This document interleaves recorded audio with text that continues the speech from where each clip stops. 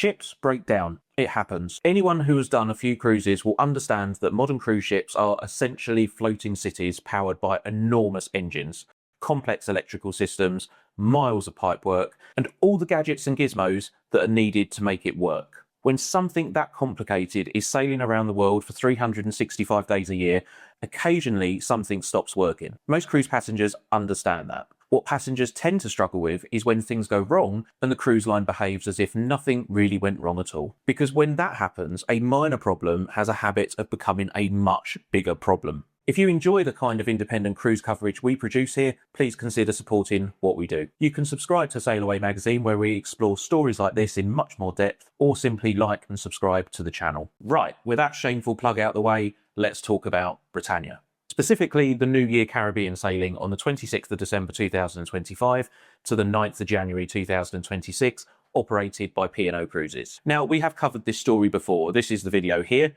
but passengers aren't backing down. 2 weeks in the Caribbean, just after Christmas, a classic winter sun itinerary visiting places like Aruba, St. Lucia and Antigua. Months later, passengers are still arguing about it. Formal complaints have been filed, legal arguments are being drafted, and a Facebook group called the Britannia B530 Legal Action Group has appeared, where passengers are comparing experiences and discussing potential legal claims. Which raises a very interesting question. Not did something go wrong, because clearly something did. The real question is, why are P&O Cruises allowing yet another long-running dispute to unfold? Passengers boarded Britannia expecting a fairly straightforward Caribbean itinerary, but early in the cruise, things began to go wrong. The first issue reported by passengers was a power outage while the ship was docked in Curaçao. Passengers described lifts stopping, lighting systems failing, and emergency lighting activating while engineers worked to restore power. Now, to be fair, power failures on ships are not unheard of. Cruise ships have emergency generators which kick in within 30 seconds, designed to deal with exactly this sort of situation. Eventually, power was restored and the cruise continued. But it was an early reminder that the ship had already experienced a fairly significant technical event. Then came the major itinerary change. The scheduled port call at Aruba was cancelled. Passengers were told that the call at Aruba had to be cancelled because weather conditions made docking unsafe. Some passengers have questioned that explanation. Their argument was fairly straightforward. Other cruise ships managed to dock that day, so why couldn't Britannia? But in reality, it's not that simple. Just because one ship can dock safely does not mean another can. Every ship is different. Different size, different manoeuvrability, different thruster power, different wind tolerances, and different berths have their own challenges. On the day that Britannia was due in Aruba, the ships reported to have docked included Explorer of the Seas, Carnival Vista, and Free Winds, which, if you didn't know, is a cruise ship owned by the Church of Scientology and primarily used for brainwashing and backpatting. Britannia was scheduled to dock at berth B. If you look at a simple harbour map online, it appears fairly straightforward. A sheltered basin, a few cruise berths, plenty of room. When you look at the actual nautical chart, the picture becomes much more interesting. Admiralty charts reveal details that tourist maps don't show. One of the key features around this berth is something called drying heights. Drying heights are areas of seabed that become exposed when the tide drops. At low tide, these areas literally emerge above the waterline. So yeah, it's shallow. On charts, they're usually marked in green. In reference to this port, there are drying heights located southwest of the berth Britannia was due to use. So that means that when manoeuvring into or out of the berth, a large ship would be operating very close to shallow water. The captain would have needed to turn around either when entering the harbour or when departing.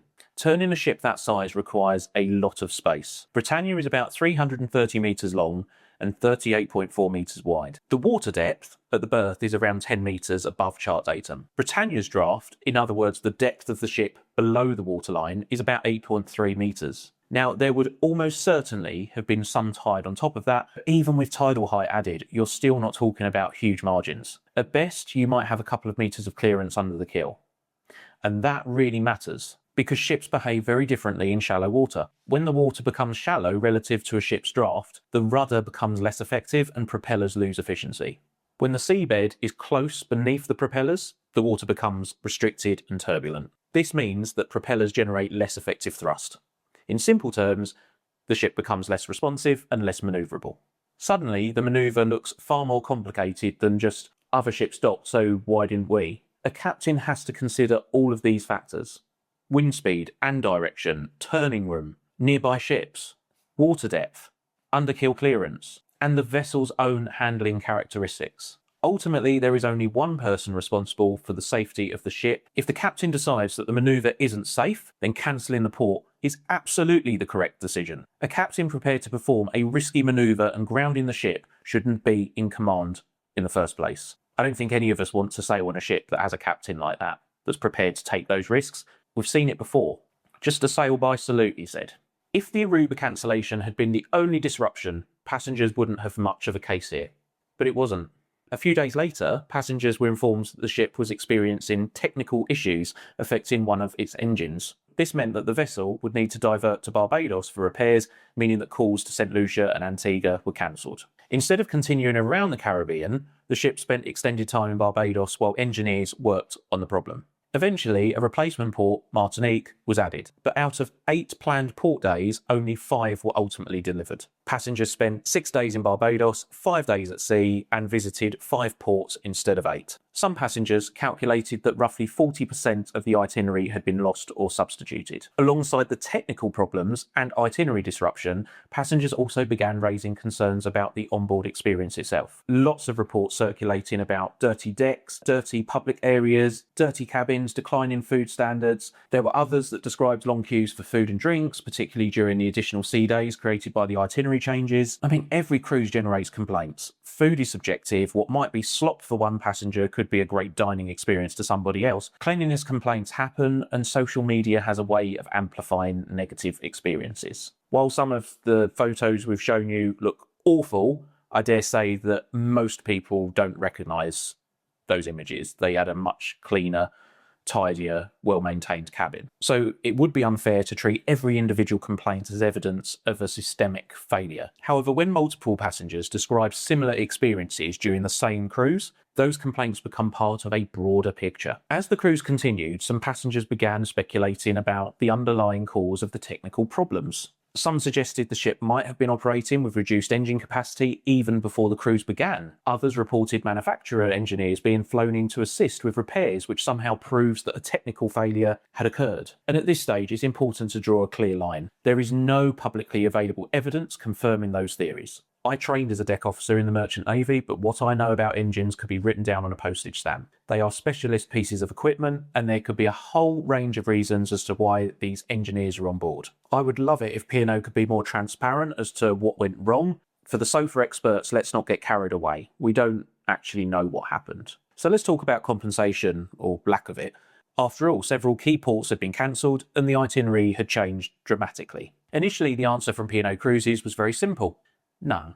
Passengers were informed that the disruption had been caused by unexpected technical issues beyond the company's control. Passengers weren't in control either, though, were they? As a result, compensation would not be provided. Unsurprisingly, this did not go down too well. Eventually, the company revised its position and offered passengers a measly 25% future cruise credit. Not a refund, a credit. Which means the passengers would receive a discount, but only when they book another cruise. Which is quite a big ask from somebody that is already pissed off and who feel that they've been shortchanged. After the cruise, a Facebook group called the Britannia B530 Legal Action Group appeared. Passengers began sharing experiences, compiling evidence, and discussing whether they might have legal claims under UK consumer protection laws. Some passengers have written detailed complaint letters. Others have began examining the Package Travel and Linked Travel Arrangements Regulations 2018, which govern holiday packages sold in the UK. The central question they were asking, did this cruise deliver the holiday passengers paid for? And did the combination of technical failures and itinerary disruption represent a significant loss of value? Every major cruise line has experienced propulsion issues, power failures,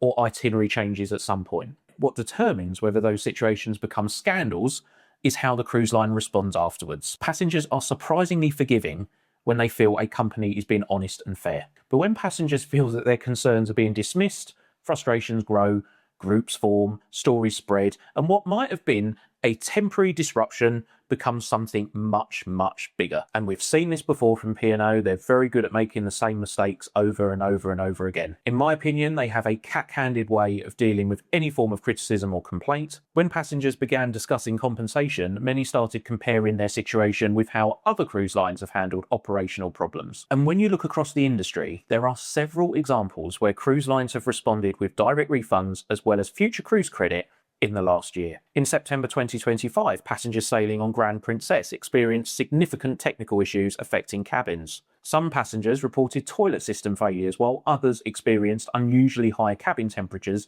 due to adjustments being made to the ship's cooling system. The cruise continued, but Princess acknowledged that the issues had disrupted passengers' use of their cabins. Affected passengers received a full refund for the affected cruise days and a future cruise credit of 25%. In other words, received both cash refunds for the disrupted portion of the cruise and an additional incentive to return in future. Another example came earlier in 2025 involving Carnival Liberty. Carnival Liberty had been undergoing scheduled refurbishment work in Europe before returning to service in the United States. However, a labour strike at the shipyard in Cadiz forced the ship to move to another yard in Marseille, delaying the completion of the dry dock. Because of that delay, Carnival had to cancel a 7-night sailing from New Orleans scheduled for the 7th of July 2025.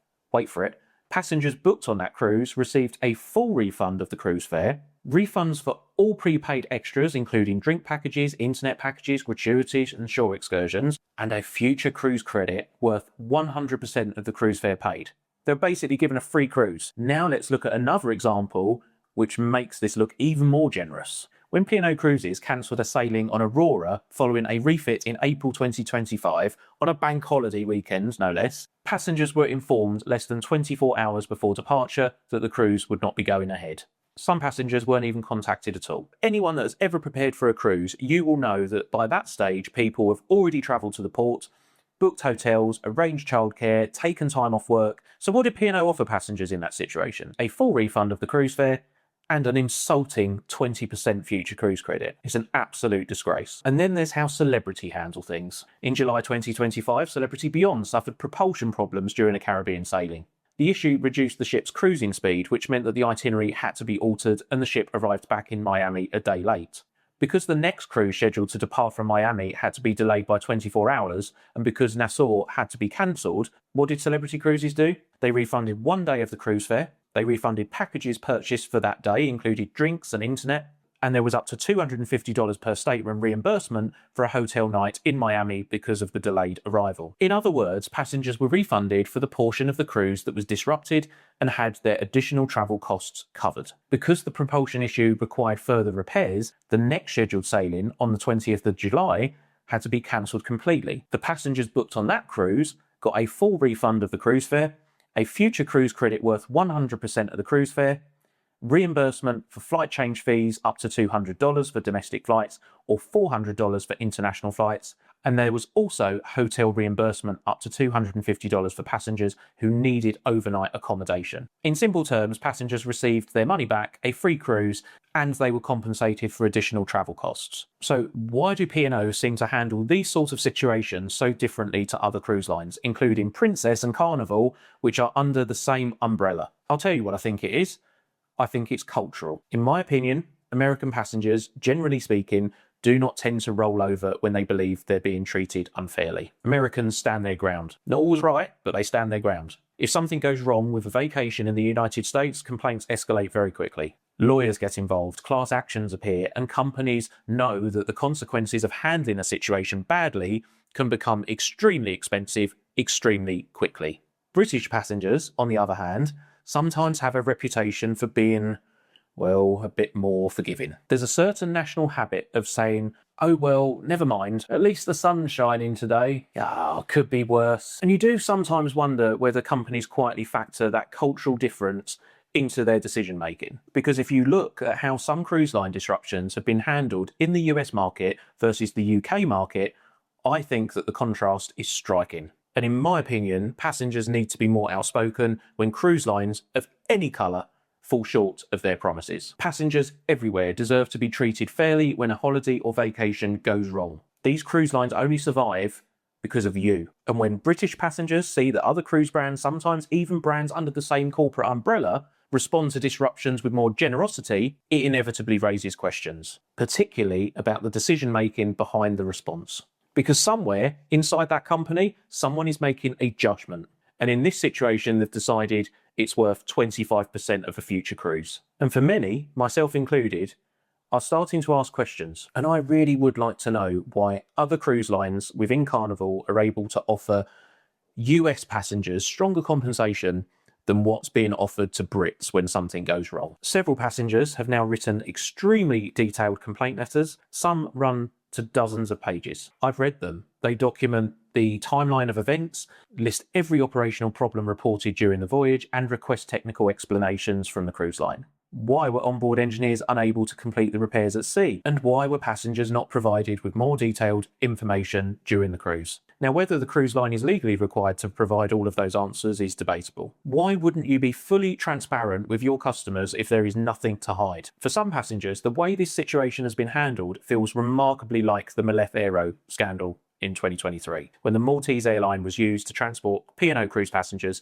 to Caribbean sailings. Those flights suffered a series of delays and cancellations, but the larger issue became the way the situation was handled. P&O's PR department needs a massive kick up the arse. To this day, more than £500,000 is owed to P&O cruise passengers in compensation. For many passengers, the Britannia situation feels like a continuation of the same pattern. Operational disruption followed by defensive communication. Let's talk about something that rarely gets discussed openly: corporate crisis management. When something goes wrong, companies usually have two choices. Option one is to acknowledge the problem quickly, explain what happened, and offer compensation if appropriate. Effectively, you kill the story. Option two is to minimise the issue and defend the company's position. From a legal perspective, option two often looks safer, and I'm convinced that P&O are stuck in this gear. From a reputational perspective, option two can be disastrous. Passengers can be remarkably forgiving when they feel a company is being honest and they hold their hands up when something goes wrong. But when passengers feel their experience is being dismissed or downplayed, people get angry, and I'm afraid to say